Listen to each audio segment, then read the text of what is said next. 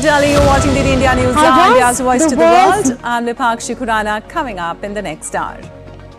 Indian Prime Minister Narendra Modi calls for making international systems and institutions more inclusive, democratized, participative and fair. Delivers remarks at the third Summit for Democracy, asserts India has an ancient and unbroken culture of democracy.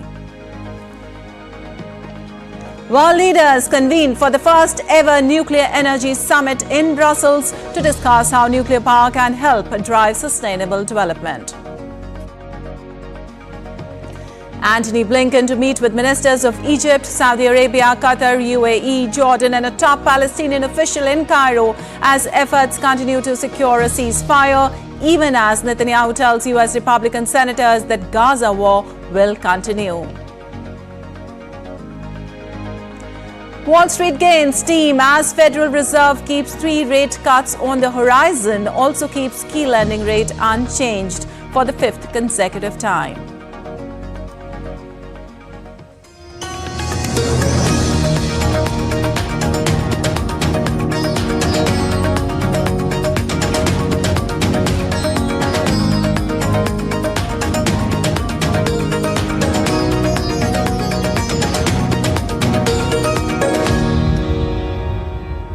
And on to the details now. Indian Prime Minister Narendra Modi on Wednesday emphasized the need for inclusivity, fairness and participative decision-making in international systems and institutions. He said this while delivering the leaders' plenary of Third Summit for Democracy. In the era of turmoil and transitions, democracy faces many challenges. This requires us to work together. Democratic countries should lead the efforts in making international systems and institutions more inclusive, democratized, participative, and fair. Only through such shared efforts will we be able to fulfill the aspiration of our people. And we will also lay the foundation of a secure, stable and prosperous future for the generations to come. Calling Summit for Democracy a crucial platform for democracies worldwide to exchange experiences and learn from each other, the Prime Minister reiterated that India has an ancient and unbroken culture of democracy. India has an ancient and unbroken culture of democracy. It has been the lifeblood of Indian civilization. Consensus building, open dialogue, and free discussion have resonated throughout India's history. That is why my fellow citizens consider India to be the mother of democracy. Well, the world's first nuclear energy summit will focus on using nuclear power in sustainable development. Officials and energy executives from all over the world are attending Thursday's summit in Brussels. They're expected to discuss how atomic energy can pave the way for a net zero carbon emissions future. DD India's Ishan Garg has more on this from Brussels. The summit is hosting a mix of politicians, scientists and energy company executives. It's being organized by the International Atomic Energy Agency and Belgium, which currently holds the rotating presidency of the European Council. Belgium's Prime Minister Alexander De Croo says an energy crisis sparked by Russia's full-scale invasion of Ukraine has emphasized the need for green energy. And the Nuclear Energy Summit will enable partners to discuss ways to harness atomic energy for a sustainable future. The day-long summit will delve deep into the fundamentals of using nuclear energy for civil purposes. Several panel discussions during the day will focus on harnessing electricity from nuclear fuel as well as developing cohesive nuclear policies. The summit comes at a time when countries globally are making big pledges towards net zero carbon emissions. The issue was supported again at the COP28 Global Climate Summit in Dubai last year. India wants to become carbon neutral by 2070, while the EU wants to attain that target 20 years earlier. Financing climate-friendly energy projects such as nuclear-powered ones is a major hurdle for both, though. That conversation is expected to be front and center at this summit. Government officials and heads of energy bodies will discuss ways to finance projects, especially for developing nations. Host country Belgium says the use of nuclear energy will not only clean up the environment but also generate jobs and spur innovation. However, it is going to take a collective effort by the global community to make nuclear energy a sustainable reality. Ishan Garg in Brussels, reporting for DD India. Well, U.S. Secretary of State Antony Blinken arrived in Saudi Arabia on Wednesday, marking his 6th visit to the Middle East since the Israel-Hamas conflict began. The U.S. top diplomat will meet the foreign ministers of Egypt, Saudi Arabia, Qatar, Jordan, the Emirate International Cooperation Minister and the Secretary General of the Palestinian Liberation Organization in Egypt today. The leaders will discuss Gaza ceasefire and efforts to deliver more humanitarian aid into Gaza. Talks on a truce brokered by Egypt and Qatar are resuming this week in Qatar. Early on Wednesday, Blinken also met his Saudi counterpart as efforts continue to secure a ceasefire in the Gaza. And Israeli Prime Minister Netanyahu told U.S. Republican senators on Wednesday that Israel will continue its efforts to defeat Hamas in the Gaza Strip. The conservative Israeli leader spoke to Republicans via video link nearly a week after the Senate's Democratic Majority Leader Chuck Schumer gave a speech in the Senate criticizing Israel-Gaza conflict. Meanwhile, Netanyahu said in a televised address on Wednesday that preparations were underway for Rafah operation in the southern Gaza Strip. However, he also said that such an action will take some time. Adding further, he said that he will soon approve a plan for the evacuation of Palestinian civilians from conflict areas. I want you to know that I have already approved the IDF's operational plan, and soon we will also approve the plan to evacuate the civilian population from the battle zones. As we are preparing to enter Rafah, and this will take a little time, we are continuing to operate in Khan Yunus, in the camps, in the center, in eliminating and capturing senior Hamas officials, as we have just done in Shifa. Also, several countries have continued to airdrop food into Gaza despite the challenging circumstances. As aid through road and sea routes remains slow, the flights provide a lifeline for a small number of Palestinians in the enclave. DD India's correspondent Alex Cardia reports for more from Jordan.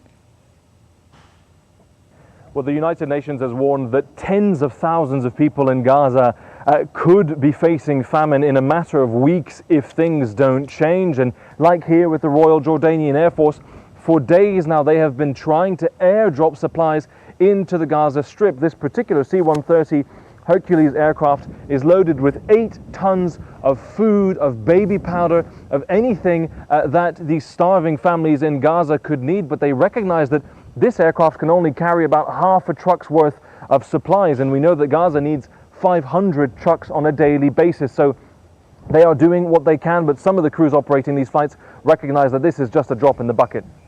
Alex Cardia in Jordan, reporting for DD India. Meanwhile, the Israeli army found Hamas weapons, money and operatives during their raid at Gaza's Al-Shifa hospital. The IDF released a video on Wednesday which showed soldiers uncovering rifles and a rocket launcher. The IDF also claimed that over 50 Palestinian gunmen were killed and 180 suspected militants were detained during the raid on Al-Shifa hospital. Israel's raid at the hospital began in the early hours of Monday. IDF said it had sent in special forces based on intelligence that the hospital was again being used by Hamas. And updates from Russia-Ukraine conflict now. A Russian missile on Wednesday hit an industrial area in Ukraine's northern city of Kharkiv, killing 5 people and injuring at least 8 and causing a major fire in a printing house. Kharkiv region, which borders Russia to the north and lies close to the front line, has suffered irregular attacks during the war. Rescuers rushed to the site to fight flames covering an area of more than 2,000 square meters. The mayor of Kharkiv, Ihor Terekov, said 5 others were missing after the strike. Ukraine's President Volodymyr Zelensky said the strike underscored the lack of proper air defenses in Kharkiv.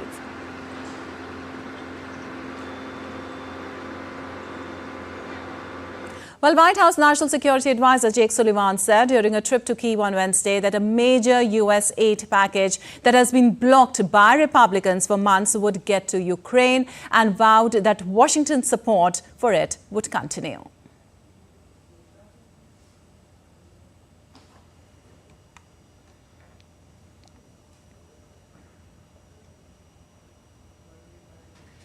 We have stood by your side since this war began.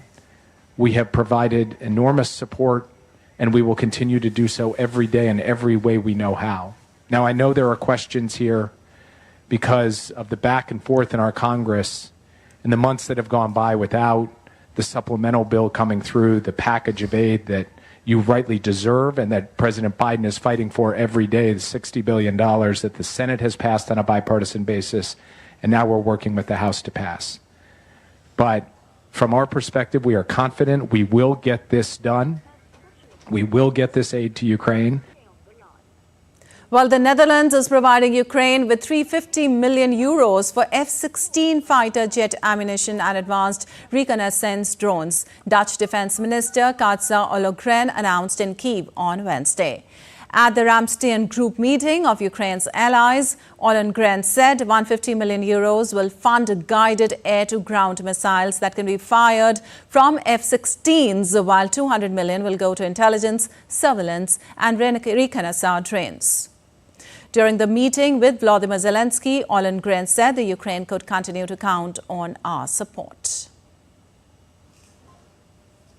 I think also we always want to show our solidarity also by visiting your country. And I went to Dnipro yesterday also to visit the region and some military facilities there, and to see with our own eyes the great effort that your armed forces are doing and the great courage that your men and women are showing every day in this war. And you can continue to count on our support. Well, Ukrainian President Volodymyr Zelensky urged the world leaders on Wednesday to make a rules-based international order work again. In a video address to a global conference hosted by South Korea, Zelensky said many nations and regions of the world would benefit from the restoration of the international rule of law. The world needs a balance between force and rules. And this is what Ukraine proposes. This is the essential core of our peace formula. Meanwhile, India's Prime Minister Narendra Modi held a telephonic conversation with Ukrainian President Volodymyr Zelensky on Wednesday. Two leaders discussed ways to further strengthen India-Ukraine partnership in various spheres. PM Modi called for dialogue and diplomacy for ongoing conflict. PM Modi also added that India would continue to do everything within its means to support a peaceful solution. President Zelensky appreciated India's continued humanitarian assistance for the people of Ukraine. The two leaders agreed to remain in touch. Earlier, Prime Minister Modi also held a telephonic conversation with Russian President Vladimir Putin. India's Prime Minister congratulated Putin on his re-election as the President of Russia. The two leaders agreed to make concerted efforts towards further strengthening the special and privileged strategic partnership between the two countries in the years to come. And still to come on DD India News Hour. Indonesia's Prabowo Subianto wins February 14th presidential election, winning most votes. Election anxiety gripping voters in the US, people stressed with economy, immigration concerns. Junk-grabbing robot set to clean up space debris. Robotic arm could soon be going into space with an important mission.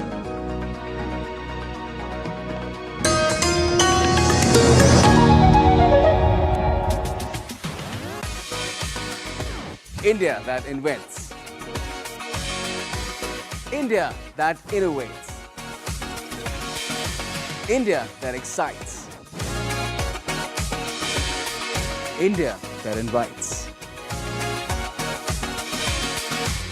Land of possibilities. Teeming with opportunities. Watch India Ideas each Thursday, 8 p.m. only on DD India. How does the world's largest democracy hold the world's biggest election? Watch Connecting the Dots to get the full picture. Every Friday at 8 p.m. IST on DD India.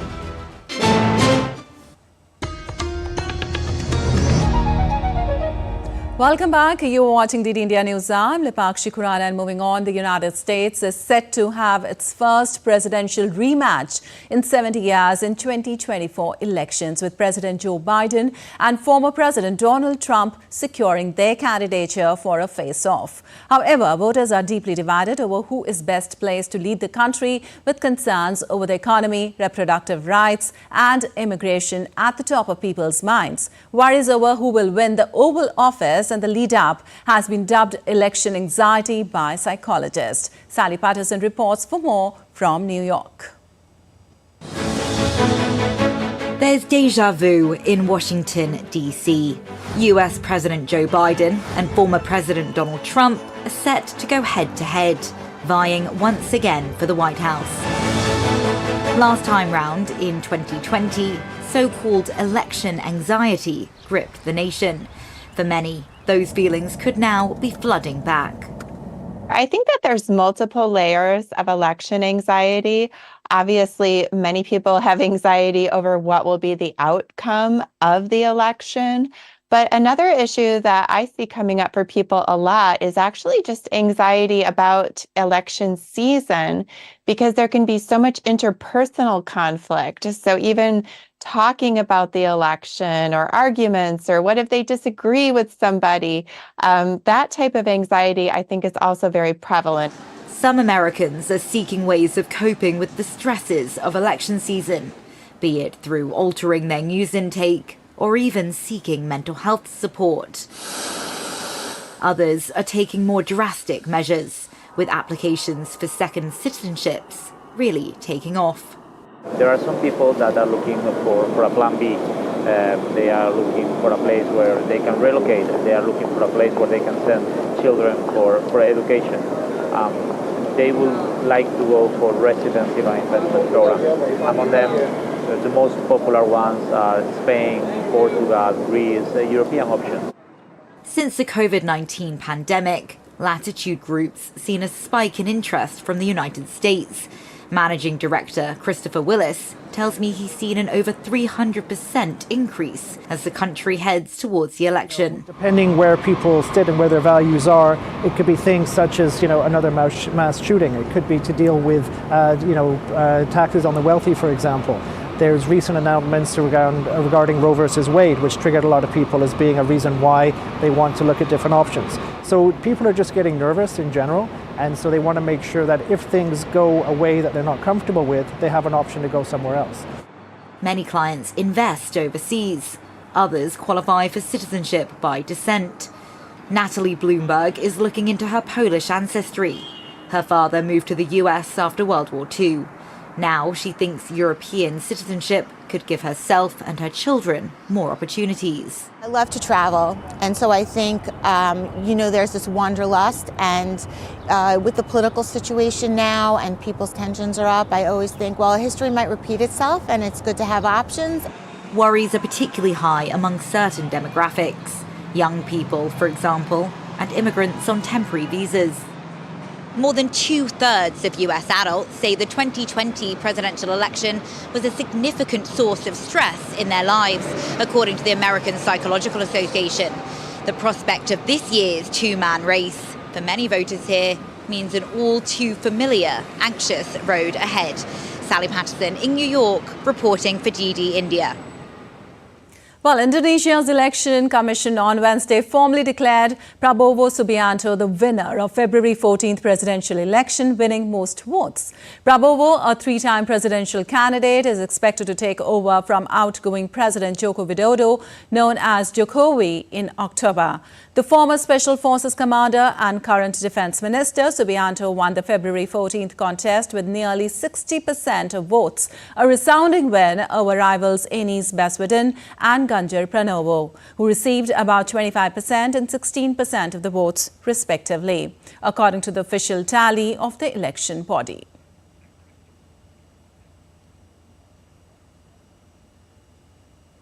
And now Patrick Falk joins us with more from Singapore on this. Well, Patrick, can you tell us more about the reaction to the official results of the world's largest democracy?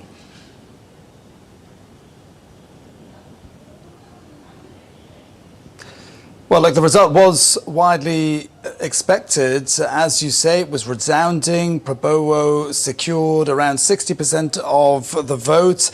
He also notably won in 36 of Indonesia's 38 provinces, with rival Anies Baswedan winning in Aceh and West Sumatra. Speaking in Jakarta, Prabowo called on Indonesians to gaze into the future together. He also asked Indonesians who didn't vote for him to give him a chance. And as we've said before, this victory is very much seen as a continuation of the existing government under the leadership of Joko Widodo.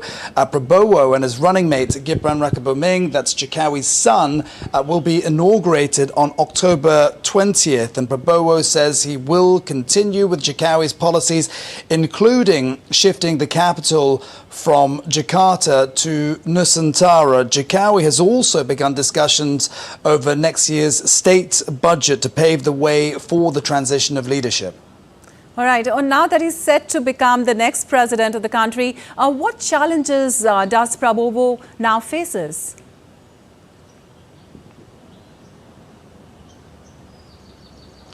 Well, the main challenge is that Prabowo only secured 43% of the national legislature, which means that he is going to have to bring on more coalition partners to gain a majority in the lower house. It does also appear as though there is going to be a challenge to the results. Anies Baswedan and Pranowo Ganjar said that there were lots of election regularities, and Ganjar is calling for an investigation in particular. There was, if you remember, a lot of unhappiness over Jokowi's support for Prabowo, and there were claims of the government not acting with neutrality. But the results, as we've said, do look definitive. And in any case, to move forward with any challenge, at least 2 parties and 25 lawmakers need to be in favour.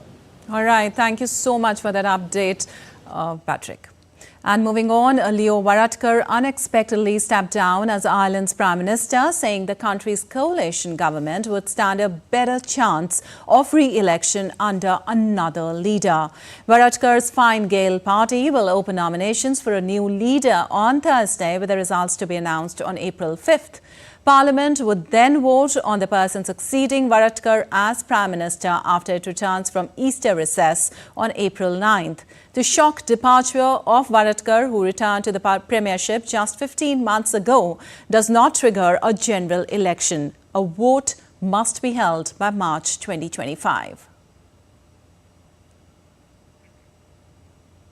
And Portugal's president has named Luis Montenegro, head of the centre-right Democratic Alliance, as the country's new prime minister and invited him to form a minority government. The AD won a parliamentary election on 10th of March by a slim margin, far short of a working majority. 51-year-old Montenegro has repeatedly said his party is prepared to govern on its own and will not negotiate with the far-right party Chega to work together. After being named premier, Montenegro said that the government would be sworn in on April 2nd.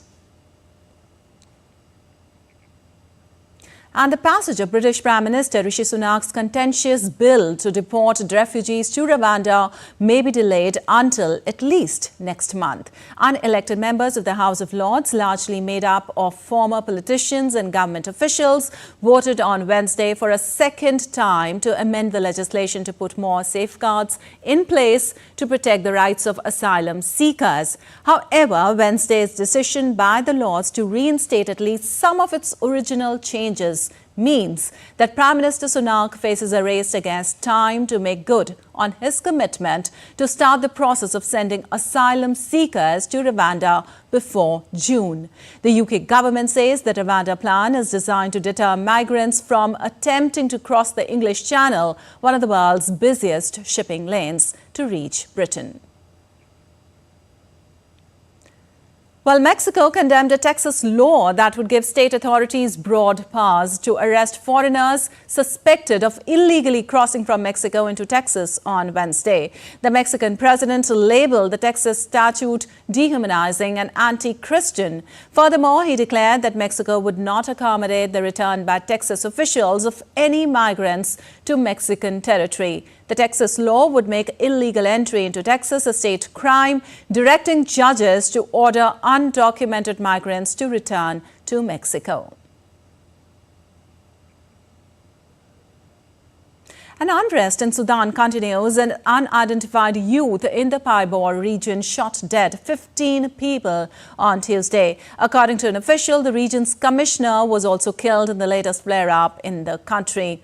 Authorities said the suspect belongs to the region's Aniok community. Since the 2018 peace deal, routine clashes among a patchwork of armed groups have continued to kill and displace larger number of civilians. DD India's Patrick Oet reports from South Sudan's capital, Juba. A county commissioner and his bodyguards were killed when their convoy was ambushed on their return from a village to the local government headquarters. A deputy army commander and his close security officials who were part of the commissioner's team also died.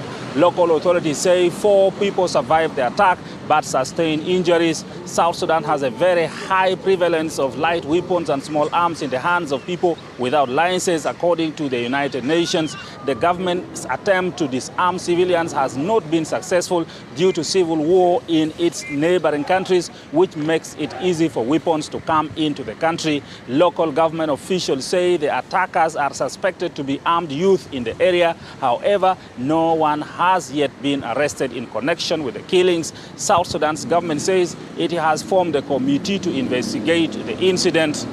Patrick Oyet in Juba reporting for DD India. And now let's take a look at other stories making news around the world. The unrest food crisis persists in Cuba as residents grapple with continuous power cuts and hunger. Cuba is battling its worst economic crisis in decades, caused in part by the COVID-19 pandemic, which saw the flow of much-needed tourism dollars plunge. The Cuban government points finger at U.S. after hundreds of people demonstrate against food shortages and blackouts. A major outbreak in Argentina of dengue, a mosquito-borne illness that can be fatal, is on track to smash previous records, reflecting wider worry around South America, where warmer and wetter weather has led to a surge in cases. Over 120,000 cases have been recorded so far in Argentina in the 2023-24 season, with the bulk of those in the last 2 months. That puts it far ahead of the previous season, already the worst on record. Junk-grabbing robots set to clean up space debris. This robotic arm could soon be going into space with an important mission to grab old satellites and other space debris floating around the Earth's orbit. The makers hopes to have the ADR junk-grabbing craft to reach the targeted orbit within the next couple of years. Peru discovers ancient sculpture belonging to the largest dolphin to ever roam the waters of what is now the Amazon. Experts said these animals lived around 16 million years ago. The expert says the dolphin is related to the dolphin of the Ganges River in India. And still to come on DD India News Hour. IAF inducts a helicopter unit at the Air Force Station Thanjavur in Tamil Nadu to ensure availability of sufficient resources. The Indian Coast Guard ship Rajdoot rescued 8 crew members of a distressed vessel after flooding in it. 5-day annual festival Tapotswam begins at Tirumala in Andhra Pradesh.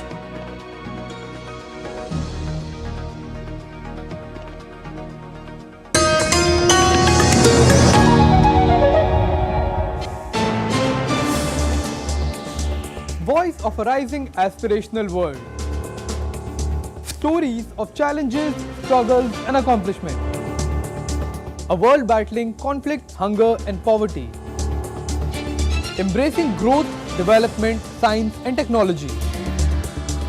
A voice of progress, a voice of unity. Watch Voice of the Global South with me, Akshay Dongre, only on DD India.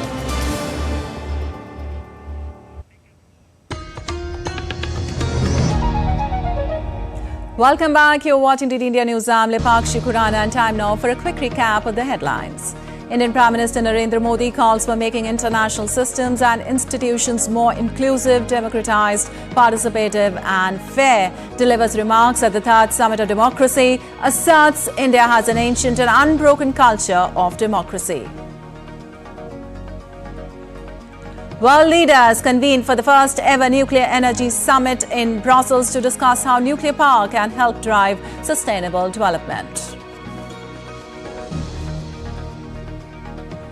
Antony Blinken to meet with ministers of Egypt, Saudi Arabia, Qatar, UAE, Jordan and a top Palestinian official in Cairo as efforts continue to secure a ceasefire, even as Netanyahu tells US Republican senators that Gaza war will continue.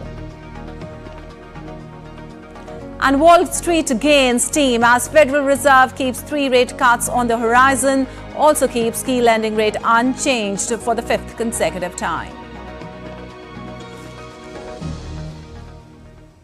And moving on, India's Prime Minister Narendra Modi addressed a Rising Bharat Summit hosted by a leading media channel in New Delhi last evening. Addressing the gathering, Prime Minister said that the government is taking strict actions against corruption, signifying change that has taken place in the last 10 years as compared to the preceding governments which shielded corruption. Present his thoughts on our principal theme, leading for global good. आज सरकार भ्रष्टाचार पर कड़े action ले रही है। जो action लिया उसका हिसाब दे रही है और भ्रष्टाचारी झूठ बोल बोलकर खुद बचाव की मुद्रा में है।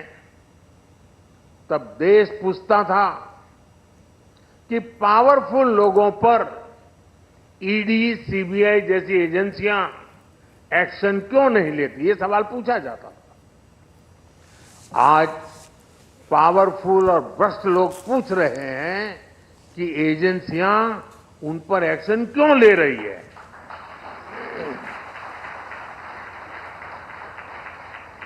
ये अंतर 10 सालों में आया है। बात वही है, नीयत सही तो काम सही।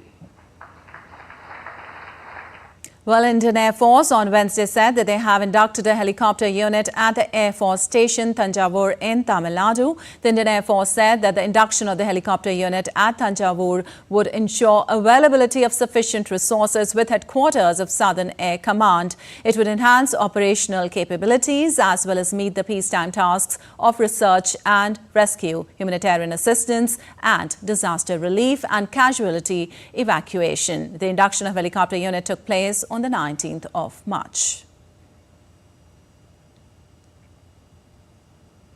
Also, the Indian Coast Guard ship Rajdoot on Wednesday rescued as many as 8 crew members of a distressed vessel. The distressed ship IFB Ajmer 1 had a major flooding at sea approximately 10 nautical miles west of Kundapura off the coast of Karnataka. Indian Coast Guard ship Rajdoot reassured the crew and provided de-flooding assistance. After confirming safety of boat and crew, it handed over the disabled boat to buddy boat IFB Goldfish for further towing towards Gangoli Harbour. The rescue operation took place on the 20th of March.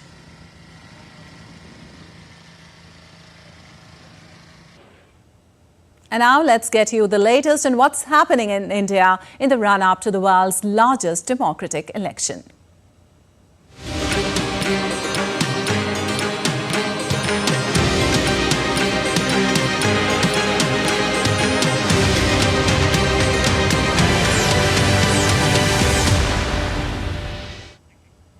Well, conducting polls in India, which has over 968 million eligible voters, is no mean feat. Our next report tells you more about the logistics behind the world's largest election. 968 million. That's the number of registered voters in India. It is more than the combined population of the United States and the European Union.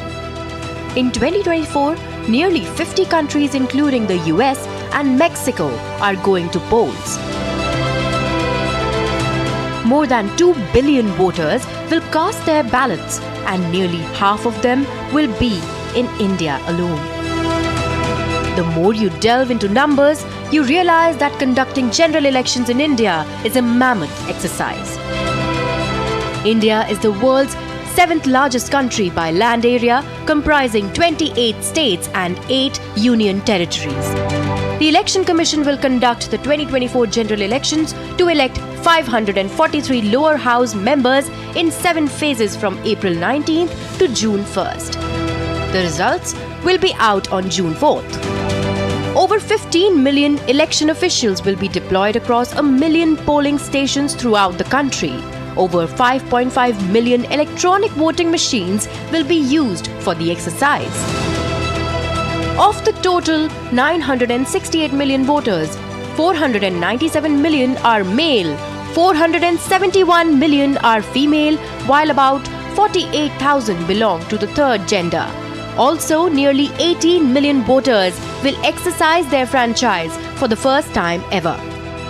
Let's also take a look at the key statistics of the last Indian general elections that were held in 2019. There were over 900 million eligible voters, out of which 600 million people cast their ballots. The final turnout stood at over 67%, the highest ever for any general elections to date. Nearly 4 million electronic voting machines were deployed across 1 million polling stations, and over 8,000 candidates and 670 parties were in the fray. That's not all. The polls, which cost 600 billion rupees, are the world's second most expensive elections after the 2020 US presidential election. And India's Minister of State in PMO and Bharatiya Janata Party candidate Dr. Jitendra Singh will file nomination paper for Udhampur Lok Sabha constituency today in Kathua in Union Territory of Jammu and Kashmir. Ahead of filing of nomination, senior BJP leader and Union Minister Dr. Jitendra Singh offered prayers at his residence in Jammu. After filing nomination, Dr. Jitendra would also address a massive rally at Ram Leela ground in Kathua. Filing of nominations for the first phase of Lok Sabha polls had begun on Wednesday, kicking off the mammoth process for the general elections set to be held from April 19th to June 1st.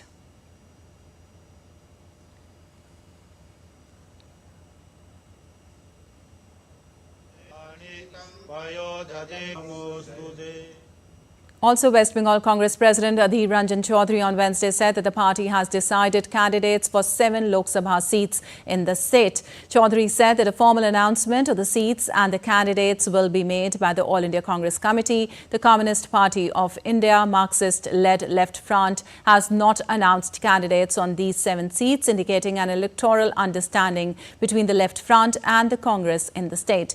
The Trinamool Congress has already announced candidature on 42 seats of the state.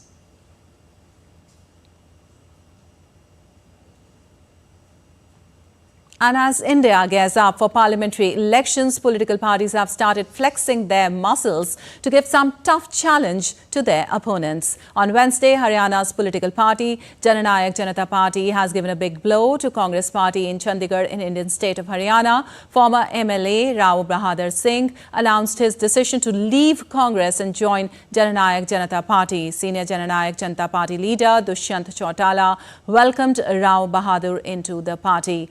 Dushyant Chautala said that many more leaders are expected to join JJP ahead of parliamentary elections for India's lower house of parliament.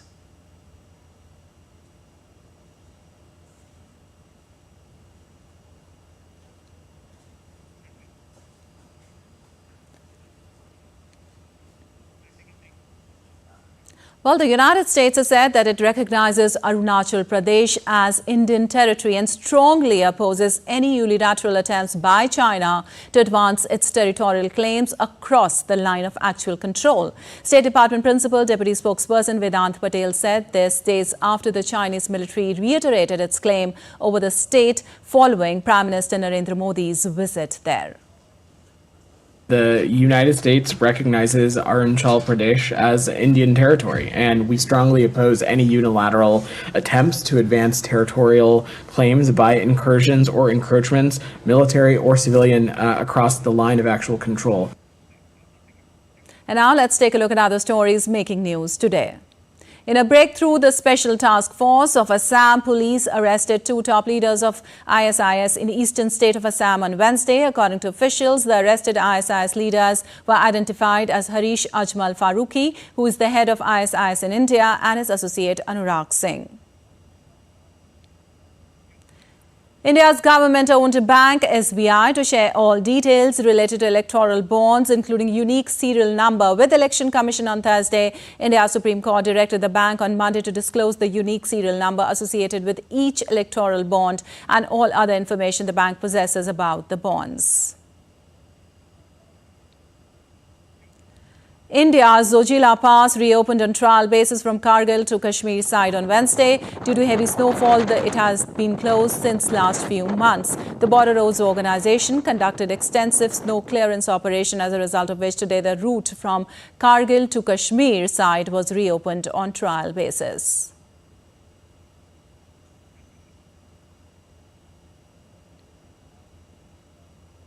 The 5-day annual Tapotswam, also known as the Float Festival, began at Swami Pushkarini Lake in southern state of Andhra Pradesh on Wednesday.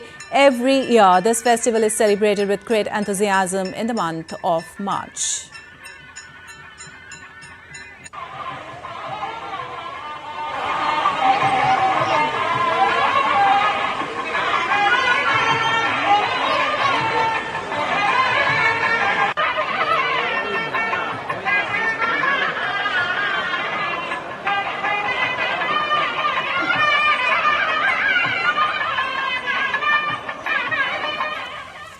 Chief Justice of India D.Y. Chandrachud today inaugurated Accessibility Help Desk in Supreme Court premises in Delhi. The objective is to identify and address barriers to make Supreme Court accessible to persons with disabilities. And still to come on DD India News Hour. Bank of England expected to hold interest rates, expected to follow the lead of the US Federal Reserve. Double Olympic medalists PV Sindhu, Lakshya Sen and Kidambi Srikanth progressed to the second round of the Swiss Open Super 300 badminton. Details after the break. India eyed 3 points in FIFA World Cup qualifier against weakened Afghanistan.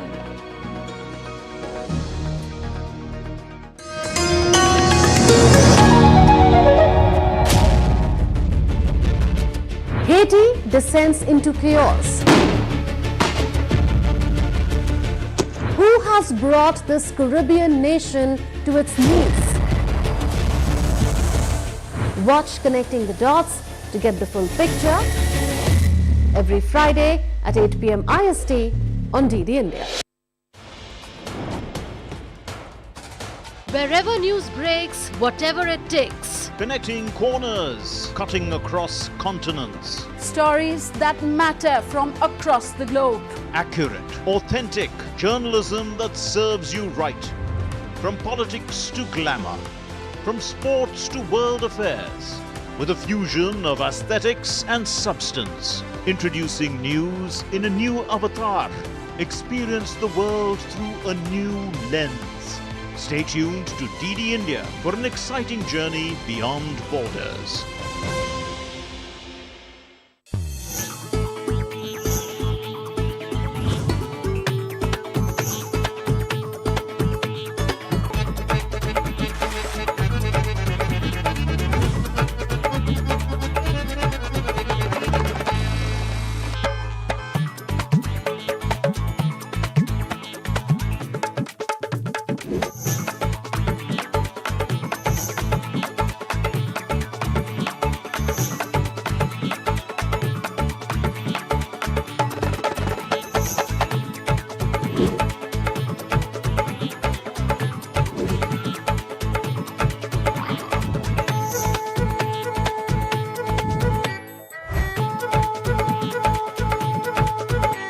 Welcome to Jaipur.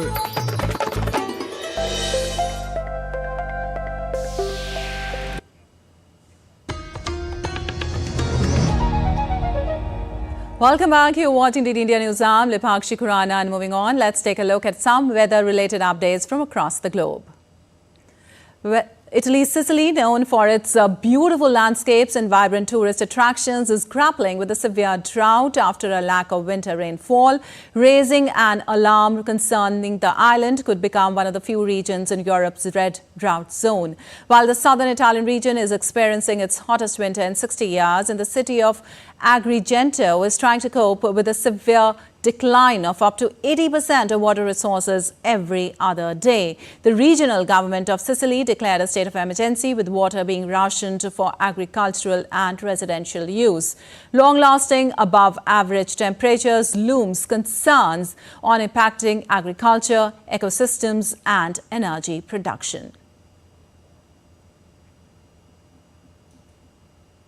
After being hit by heavy rains on Tuesday, the authorities have issued an orange alert for heavy storms in Argentina's capital, where floods and heavy winds have disrupted normal life of many. The incessant rain and wind continued on Wednesday, causing delays in international airport of the region, which was under red alert. According to the meteorologist of Argentina, the downpour have dumped 100 millimeters in some localities of the province.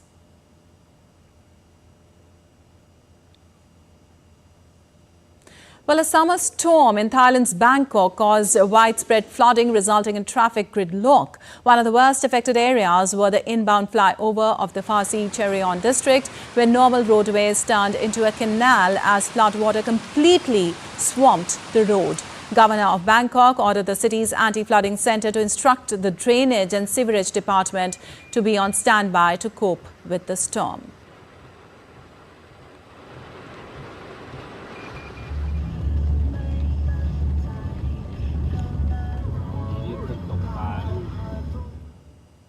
And now some business update. Wall Street's main stock indexes closed higher on Wednesday after the Federal Reserve eased investor jitters by keeping borrowing cost unchanged and reinforcing expectations that rates could be cut as many as 3 times this year. Stocks added to gains after Fed Chair Jerome Powell said in a press conference that despite recent inflation data coming in hotter than expected, the numbers haven't really changed the overall story. The S&P 500 gained 0.89%, while the Nasdaq Composite gained 1.25%. The Dow Jones Industrial Average rose by 1.03%. Caroline Malone reports for more from Washington on this.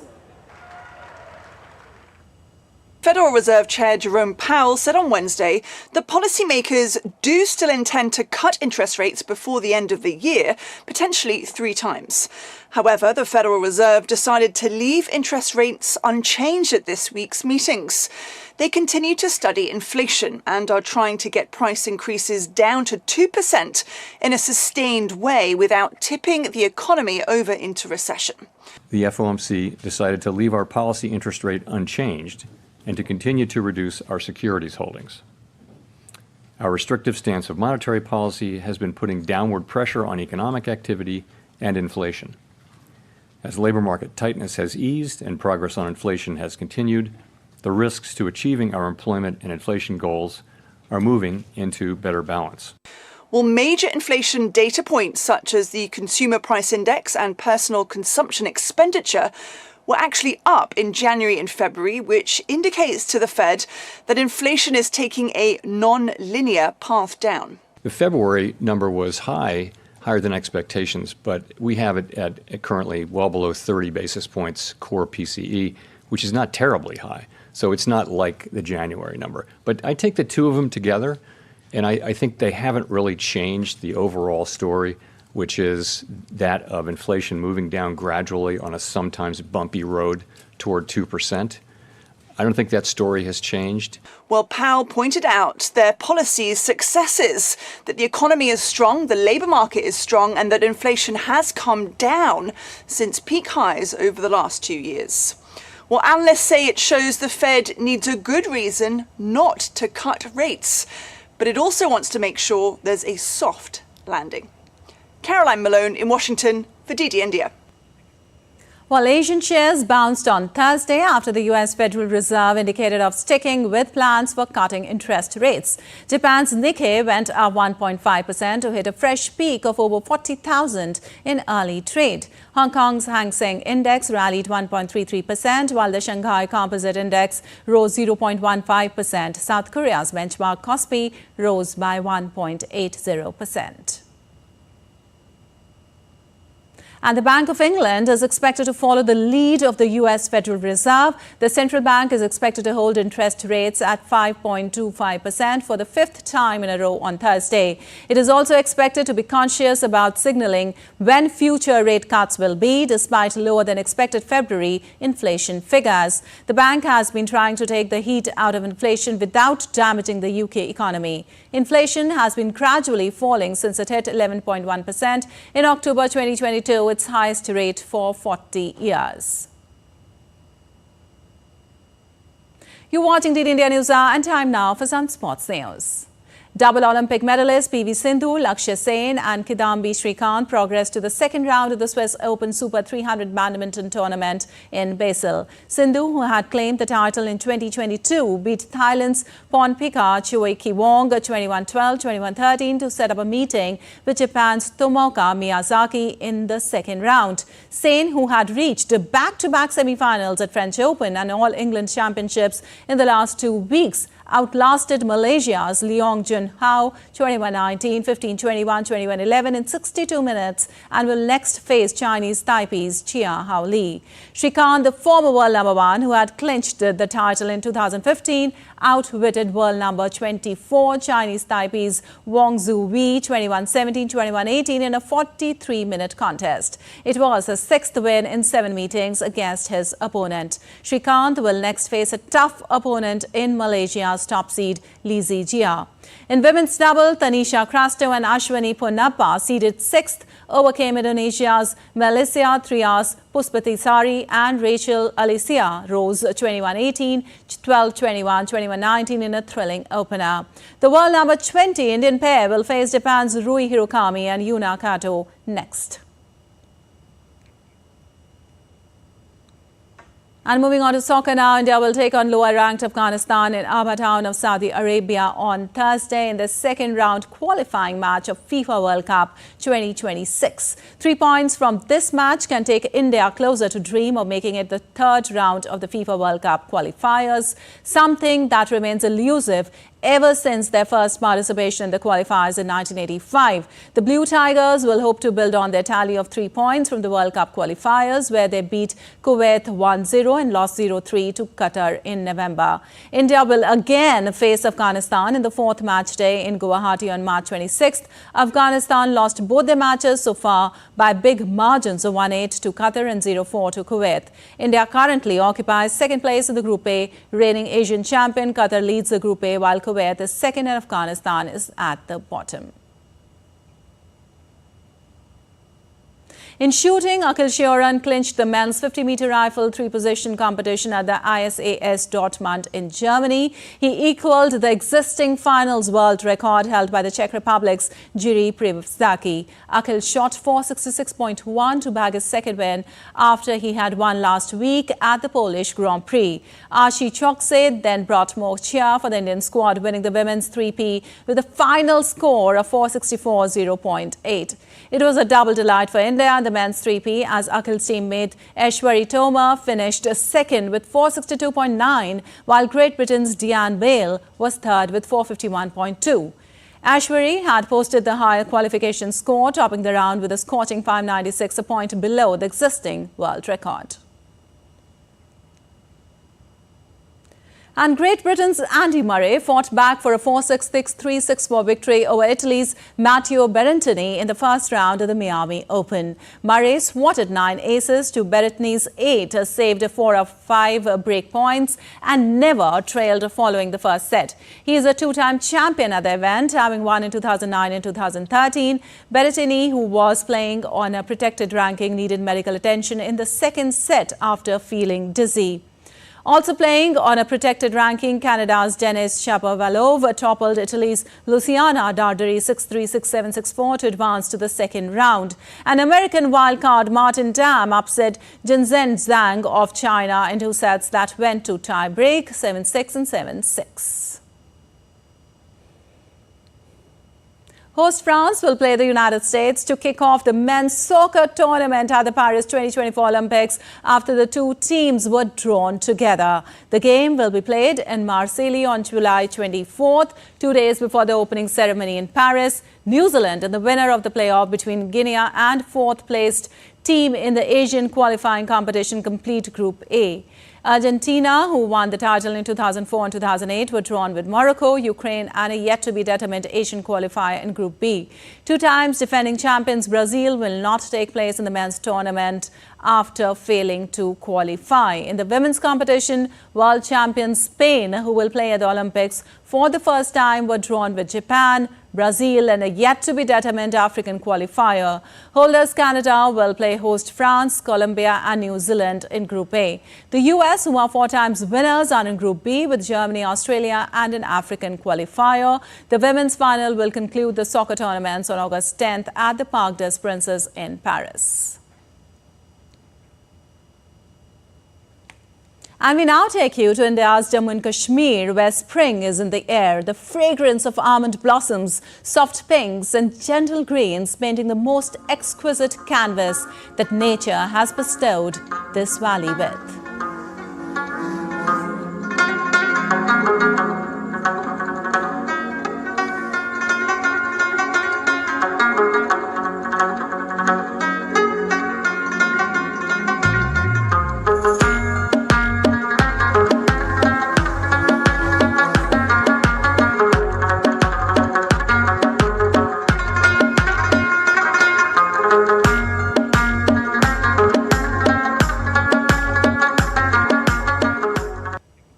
Alright, with those beautiful images, that's all for this edition of DD India News Hour. But let us know your thoughts on the news of the day. You can connect with us on Facebook, X, formerly known as Twitter and Instagram. We'll be back with more news as it breaks here on DD India. I'm Pakshi Khurana from all of us here in Delhi. Thanks for watching DD India News Hour.